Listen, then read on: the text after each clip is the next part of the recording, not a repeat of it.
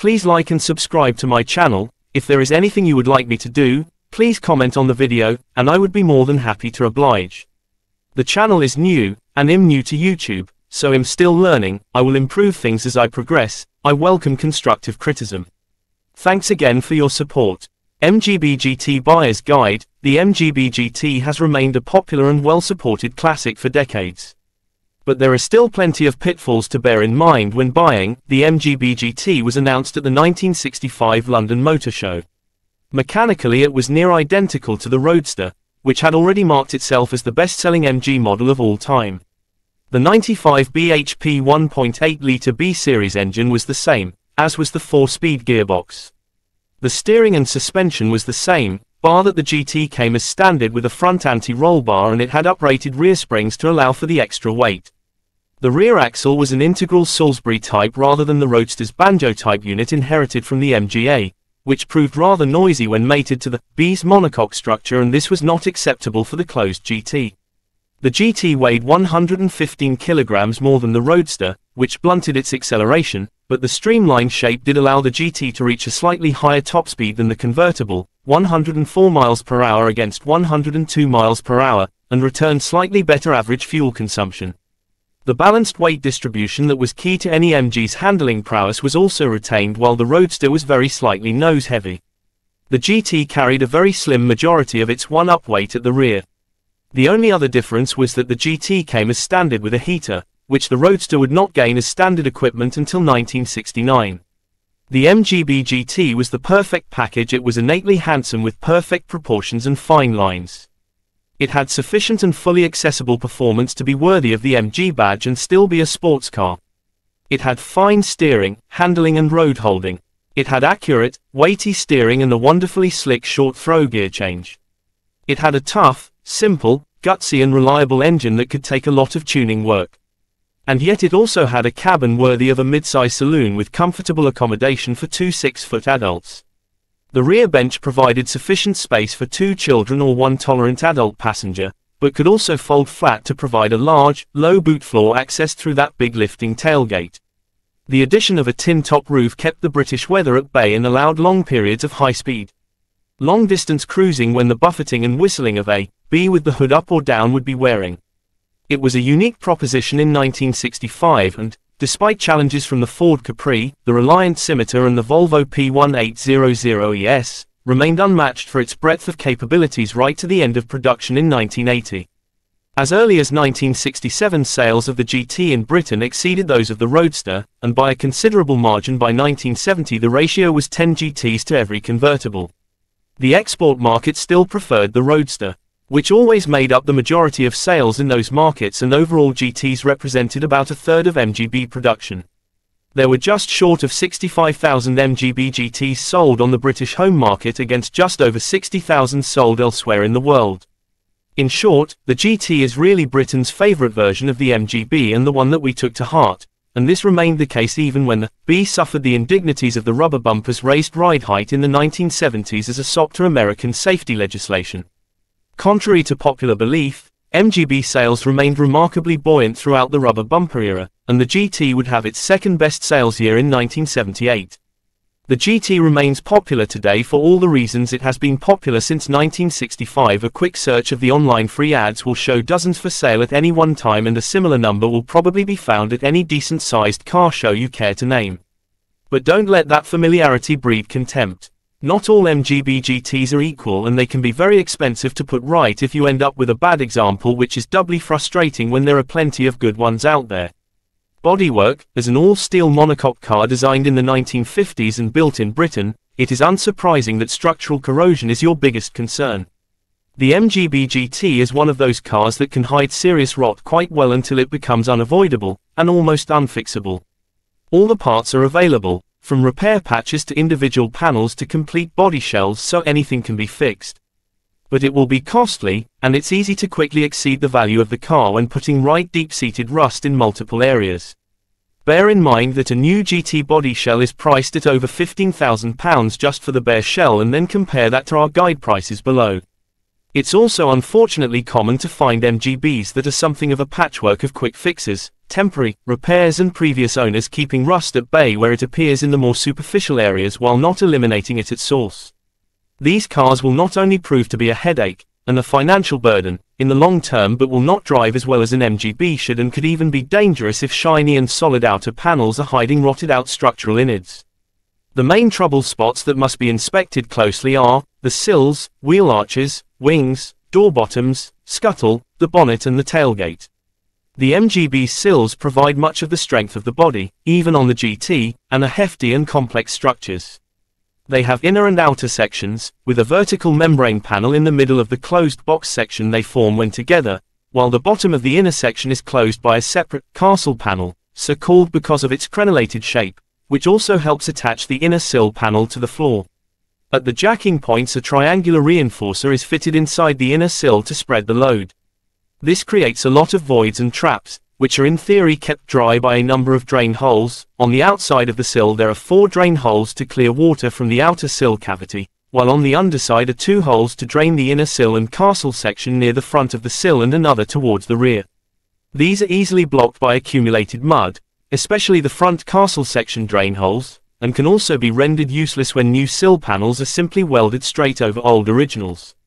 Check that the drain holes are present, clear and in solid metal, and that the body seams under the doors, the front a continuation of the door shut, wing joint, the rear one running just forward of the rear curve of the door bottom, are visible and not welded up or filled over. Be especially attentive around the jacking points. The floor panels and footwells need to be checked. Rust along where the floor joins the inner sill can spread to or from the sills depending on where moisture has got in. Lift the carpets and gently tap along the sill to feel for solid metal. The bright metal sill finishes worn by many MGBs are a hindrance here. As built, the floor panel was flat and was seam welded between flanges on the inner sill, top, and the castle rail, bottom, but replacement floor panels often include an extra flange to replace the lower part of the inner sill as well. This can be a good tell as to what work has been done on a car previously. Rust in the footwells is more likely to be due to water getting in from a rusted out heater plenum. Leaky windscreen seals, either because the seal has perished and or because of rust in the screen frame, or a rotten scuttle panel. Damp carpets, musty smells and foggy windows are all warning signs here. By the time rust is visible either on the outside around the scuttle vent or inside around the heater box looking up from the footwells, the corrosion will be well advanced. Check the area around the door hinges and be especially cautious if the doors show any sign of dragging or catching on the sills. Since this can mean that the bulkhead itself is sagging due to internal rust, it may just be worn hinges, but be very sure where exactly the unwanted movement is coming from. Effectively repairing this sort of rot requires a full strip down and potentially a new shell. The inner wings are also structural. The footwells extend into the inner wing structure, with a box section for the occupant's feet effectively forming the back of the wheel well. This is braced to the inner wing panel by a triangular trumpet section, which is also a box cavity. Both the footwell box and the trumpet section have flat, exposed upper surfaces with no drains, so road muck and water accumulate here, sits and rots out the metal. Have a good feel by hand and by gentle taps with a screwdriver or hammer to check it's all really solid. The outer front wings go at the bottom rear corners where they abut the sill and the footwell, often spreading rot to both if the area has become packed with debris, the wheel arch and around the headlamp bowls. Repair panels for these areas are not too expensive to put in so long as the rest of the panel, and the inner wing it attaches to, is solid. Glass fiber wing panels are available and are not a bad thing to see so long as the paint finish is up to standard and they're not hanging off rusty steel. The door skins go at the bottoms at first, and then at the tops where water gets in from the window gutters. New skins are readily available. The frames usually last longer, but if the windows don't wind smoothly then they've probably rusted out, and this is much more expensive to sort out. A lot of MGB GTs have had a sunroof, Weberstow or similar style, fitted. This is generally a good thing as it combines the advantages of a Roadster and the GT, but check around the frame for corrosion and be sure that the roof itself is in good condition, doesn't have any holes or thin patches, and it folds and slides correctly, since they can be expensive to overhaul or repair. The rear wings are welded in, not bolted on, which makes replacement more involved and expensive. The same warnings about the wheel arch and the area around the lamps applies as at the front. The top seam harbors rust, so check this carefully. While in this area, smell for escaping petrol fumes from a rusted out filler neck. In bad cases the rust can perforate the join between the filler pipe and the fuel tank. In this general area also be sure to check under the rear seat for corrosion in and around the battery trays. Underneath at the back, check the solidity of the floor around the rear spring mounts and hangers and the boot floor, especially around the spare wheel well. The GT's party piece tailgate is a double-skinned steel affair which can rust at the rear lip if water accumulates inside. This is usually from a perished screen seal, which can also cause bubbling paint around the seal itself. At the other end of the car, the bonnet needs checking for rust around the hinges and corners. Before 1970 the bonnet panel was aluminium alloy, which lasts better but is more prone to being dented and can pick up areas of electrolytic corrosion if the paint is broken, and this is expensive to repair. Engine and gearbox, you can breath much easier once onto the realm of mechanical checks, since the MGB GT is very much in the MG tradition of sturdy and simple running gear, and few other classics are blessed with such comprehensive parts support. Even the most drastic repair and refurbishment to the car's mechanical parts won't be anything like as costly as work to a similar scale on the body. All MGB GTs have the 5-bearing version of the 1.8-litre B-series engine, so robustness is not in question. Oil pressure with a warmed-up engine should be at least 40 psi at 40 miles per hour in top gear, and a really healthy engine should show around 60 psi. Regardless of the gauge, listen for rumbling from the bottom end under load. Clouds of blue smoke on startup and the overrun usually mean the valve guides and stem seals are worn, while smoke on acceleration points to warn cylinder bores. Some quiet tapping from the valve gear at idle is normal, but if it's more of a chatter or rattle then the valve guides and/or timing chain are probably worn. Gauge the overall health of the engine by seeing if there is any blow by being expelled from the oil filler cap with the engine idling. There should be little to none. Check for clean coolant with a good mix of anti-freeze. An MGB should have no trouble keeping its cool in British conditions. On later cars check the electric fan kicks in when it should. Throttle response should be sharp and the engine should pull cleanly at all speed, load combinations. Reluctance, flat spots or bogging down usually mean the carburetors are worn or out of balance, but a full rebuild by a specialist will only be a couple of £100. Misfiring or difficult starting is more likely to be ignition-related. Electric ignition is a useful addition to see. Although the GT could be had with a 3-speed automatic transmission, very few were sold, so the vast majority will have a 4-speed manual gearbox. Broadly the same unit was used throughout production, but very early GTs, before 1967, lacked synchromesh on first gear. An overdrive unit was an optional extra from the start of GT production and became standard from 1977. None of these units suffer from any particular issues. Just check that the gearbox runs quietly, gear whine is minimal in all speeds, shifts up and down smoothly, doesn't jump out of gear if the throttle is suddenly released, and doesn't rattle in neutral. The clutch is on the heavy side but should be smooth and progressive. Swishing sounds when the pedal is down indicate a worn thrust bearing. The overdrive unit is cycled electrically. If it doesn't engage at all, the problem is likely with the electrical circuit or the activation solenoid, while if it struggles to stay engaged under load, the issue is more likely to be the clutch or the unit being generally worn. It may be that the wrong gear oil is used. Multi-grade engine oil should be used in gearboxes with an overdrive, with EP90 and those without. The rear axle is as durable as the rest, although with age and miles the final drive unit can start droning. This is not indicative of any immediate or serious problem, but could be a haggling point on an otherwise decent car, and equally a car with a silent differential is probably in tip-top condition. Check for signs of leaks around the drive pinion and the differential rear casing plate. The gasket here often perishes and drops oil. Listen for rumbling or other sounds of protest from seized or worn universal joints in the driveshaft, and ideally get under the car, with it properly supported, and twist the shaft back and forth to look for slop in both the joints and the splines. Suspension, steering, or about £40 in parts to DIY. After that, check the lever arm dampers for signs of leakage, and ideally get the filler plugs out to check the quantity and type of oil in them. While body control won't be as firm or immediate as a modern sports car, good dampers should still arrest any bouncing in a single up-down cycle. Telescopic damper conversion kits are common, especially for the rear units, and offer more modern-feeling road manners. Check the wishbone and location link bushes are in good condition. At the rear, make the same checks of the dampers, whether original lever arm or aftermarket telescopics, and be sure that the shackles and shackle bushes are in good condition. The springs themselves can seize up from age and lack of use, and if very old can lose their spring and go flat. The leaf spring should have a definite curve in it and an MGB GT should sit level. The steering is beautifully simple and unassisted rack and pinion. The rack itself barely wears.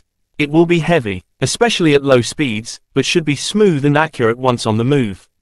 Stiffness or binding spots are more likely to be due to ungreased kingpins than any issues with the steering itself. Any MGB should exhibit good stability and road holding. If it's wandering all over the road or there's any shimmying through the wheel, then look for worn kingpins, tired wheel bearings or sloppy steering joints. Clonks and knocks going over bumps will usually be worn out anti-roll bar mounts, accompanied by a mild kicking at the wheel. If it's the front bar that's that issue.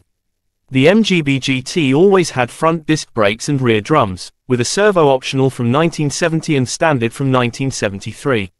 Upgrades in the shape of bigger front discs or adapting the rears to discs as well are widely available but superfluous so long as you're sticking with the standard power output and the original system is in good condition. Be sure the brake fluid is clean and up to the correct mark. Feel for sponginess or pumping up at the pedal, pointing to worn master cylinder seals. Look for signs of leaking brake fluid at the back of the wheels, especially on the rears of little used cars where the cylinder seals and dust rubbers can perish. Look at the discs for signs of scoring, wear or excessive rust, again a sign of a car standing with little use. Drumming or vibration through the pedal points to warped or rusted discs. None of these issues are difficult to fix, but a full rebuild of the brake system will run to several £100. Interior, trim. From the simple black leather and crackle paint dashboard of the early examples to the 1970s glory of the last of the line with the deck chair seats and plastic dashboard. In general, the later interiors aren't as durable as the earlier ones, both in terms of the materials and the switchgear. A full new set of seat covers and carpets for a GT will be around £800 for the most common mid-period vinyl. The vibrant but fragile synthetic seat fabrics of the mid-1970s are more expensive, so you really want to see these in good condition. The chrome bumpers and grille of the original MGB GT remain the most popular, and it's common to find later cars that have been cosmetically backdated to this appearance, with rubber bumper cars also receiving the lower suspension height. Converted cars only really gain the value of the genuine article if they are period correct in all respects, while most are something of a mix of old and new, which is no bad thing from a usability point of view, and many owners like combining the exterior looks of the pre-1970 cars with the better gearbox, standard overdrive, more user-friendly heater controls and servo-assisted brakes of the later ones. Be sure that whatever chrome is carried by the car you're looking at is in good condition, as re-chroming a car with plated bumpers, grille, headlamps, bezels and bodywork beading can become expensive. No MGB had much in the way of electrics. An alternator was fitted from 1968 and the old double 6-volt batteries were replaced by a single 12-volt battery in 1974, both of which are desirable features for cars that will see a lot of use. As is typical with British classics of era, most electrical gremlins are caused by bad earths at the components themselves rather than in the wiring, and the system is rather underfused. Check that any equipment fitted works as it should, that there's no leakage from one circuit to another, especially prevalent on the rear lights, indicators, and the wiring loom is in good condition. Be sure that the wiring insulation hasn't gone brittle and that it's not a mess of odd-colored wire and Scotch locks. MGB GT, my thoughts. The MGB GT ticks all the same boxes that it did in 1965. Few other cars combine classic sporting character with such everyday usability. The added bonus is that the MGB is now probably better supported in terms of parts, knowledge and specialist expertise than it was when it was in production. The sheer number of GTs still around, and the lingering image problem of the later rubber bumper examples perhaps creates a certain prejudice that prevents us from recognizing what a great all-rounder the model really is. It's been said that had the MGB GT been built in Italy and only 50 had been made, it would be one of the most desirable classics in the world on the strength of its styling alone. It's only because it was built in Abingdon and they made 125,000 of them that it seems so ordinary. That does at least pay dividends when it comes to values. The once yawning chasm between chrome and rubber bumper cars has closed significantly over the past decade, but overall any MGB GT still offers great value for money and a very accessible means of classic motoring. GTs are still tracking at a little less than equivalent roadsters. Solid, average but usable late rubber bumper GTs can still be had for £3,000, £4,000 or so, and even the very best.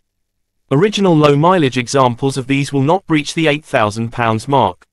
At the other end, pre-1970 chrome grille bumper GTs can go for £15,000 if they are restored to extremely high standards and to original specification. Less exceptional but still excellent cars come in at £12,000, good but average ones at £8,000, £10,000, and anything up for less than £5,000 is best treated as a project. The 1970 to 1974 cars fill in the gaps between those values, with a budget of £6,000. 8000 being perfect to pick up a very good but entirely usable example.